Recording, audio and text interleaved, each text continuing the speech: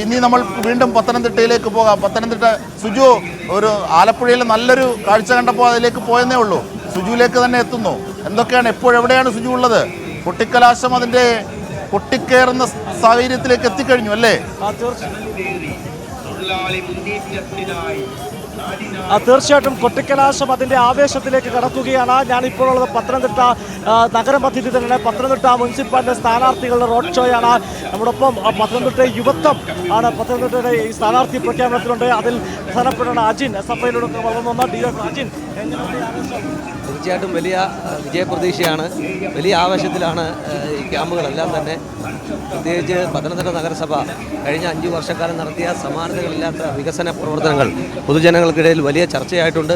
അതുകൊണ്ട് തന്നെ ഈ ഭരണത്തിൻ്റെ തുടർച്ചയാണ് ഈ നാട്ടിലെ ജനങ്ങൾ ആഗ്രഹിക്കുന്നത്. ഈ വാർഡ് നിലവിൽ ആരാ ഭരിക്കുന്നത്? നിലവിൽ UDF ആണ് ഭരിക്കുന്നത്. റോഡൊക്കെ ഇങ്ങനെ കിടക്കുന്നത്. അതെ അതെ, കണ്ടില്ലേ, നിങ്ങൾക്ക് കാണാം. ജില്ലയിലെ തന്നെ ഏറ്റവും മോശപ്പെട്ട റോഡാണിത്, ചക്രവാണി ആശാൻ റോഡ്. തീർത്തും ഗതാഗത യോഗ്യമല്ലാത്ത ഈ റോഡിനെ സംബന്ധിച്ച് വലിയ ആക്ഷേപമാണ് ഈ പ്രദേശത്തുള്ള ആളുകൾക്കുള്ളത്. തീർച്ചയായിട്ടും ഇതെല്ലാം ഈ തെരഞ്ഞെടുപ്പിൽ പ്രതിഫലിക്കും. തീർച്ചയായിട്ടും വലിയ അജംഷാദ്, അതാണ് ഈ നമ്മൾ ഈ റോഡ് ഷോയിലേക്ക് കടന്നു പോകുമ്പോൾ ഈ റോഡ് ഷോ നടത്തുമ്പോൾ ദൃശ്യങ്ങളിലേക്ക് പോയ പരിതാപകരമായ റോഡാണ്. എന്തായാലും സ്ഥാനാർത്ഥികൾ 3 സ്ഥാനാർത്ഥികൾ എങ്ങനെ ആവേശത്തിലാണോ?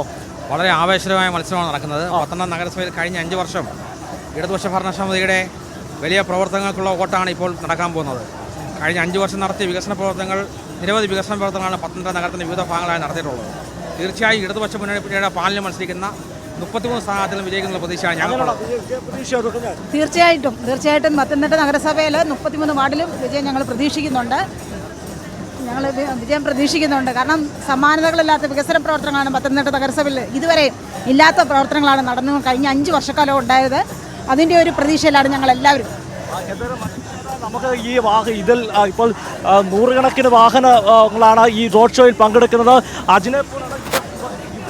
അജിനെപ്പോലുള്ള യുവത്വങ്ങൾ ഈ നാടിനെ മാറ്റം കൊണ്ടുവരുമെന്ന ഉറച്ച വിശ്വാസത്തിലാണ് ഇടതുപക്ഷ ജനാധിപത്യ മുന്നണി. അതിൻ്റെ ആവശ്യത്തിൽ തന്നെയാണ് അജിൻ ഉൾപ്പെടെയുള്ള എല്ലാ ആളുകളും പത്തനംതിട്ട നഗരസഭയിലേക്ക് എത്തുമ്പോൾ അതിൻ്റെ രാഷ്ട്രീയം കൂടി നമ്മൾ പറയേണ്ടതാണ്.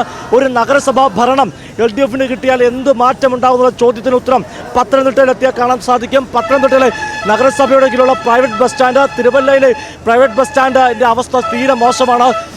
പന്തളത്ത് നഗരസഭയ്ക്ക് private bus stand George Kurian മാസങ്ങൾക്ക് മുമ്പ് ഉദ്ഘാടനം ചെയ്തെങ്കിൽ പോലും അവിടെ ഒരു ബസ് പോലും കയറുന്നില്ല എന്ന ആക്ഷേപമാണ്. അജിൻ, പത്തനംതിട്ട നഗരസഭ LDFനെ കൊണ്ടുവന്നപ്പോൾ എന്തൊക്കെ മാറ്റം കൊണ്ടുവന്നോ?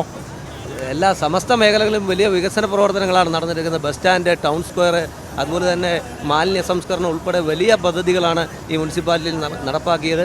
അതിൻ്റേതായ ഒരു സ്വീകാര്യത ഈ ഭരണസമിതിയിൽ ഭാഗമായിട്ട് വോട്ട് ചോദിക്കുന്ന എല്ലാ സ്ഥാനാർത്ഥികൾക്കും ഉണ്ട്. തീർച്ചയായിട്ടും സംസ്ഥാന സർക്കാരിൻ്റെ വികസന നേട്ടം മാത്രമല്ല, തദ്ദേശ സ്വയംഭരണ സ്ഥാപനങ്ങളിൽ എങ്ങനെ വികസനം കൊണ്ടുവരാമെന്ന് കാണിച്ചു കൊടുത്തുകൊണ്ടാണ് ഇത്തവണ ഇടതുപക്ഷ ജനാധിപത്യ മുന്നണി വോട്ട് തരുന്നത്. നിർഭാഗ്യവശാൽ ഈ വാർഡ് ഇവിടെ കടന്നു പോകുമ്പോൾ ഇവിടുത്തെ റോഡിൻ്റെ അവസ്ഥയും മോശമെന്ന് പറയേണ്ടതായിരിക്കുന്നു. അജിംഷാദ്, എന്തായാലും അതിന് കുട്ടിക്കലാശം അതിൻ്റെ ആവേശത്തിൽ മുൻപോട്ട് പോവുകയാണ്.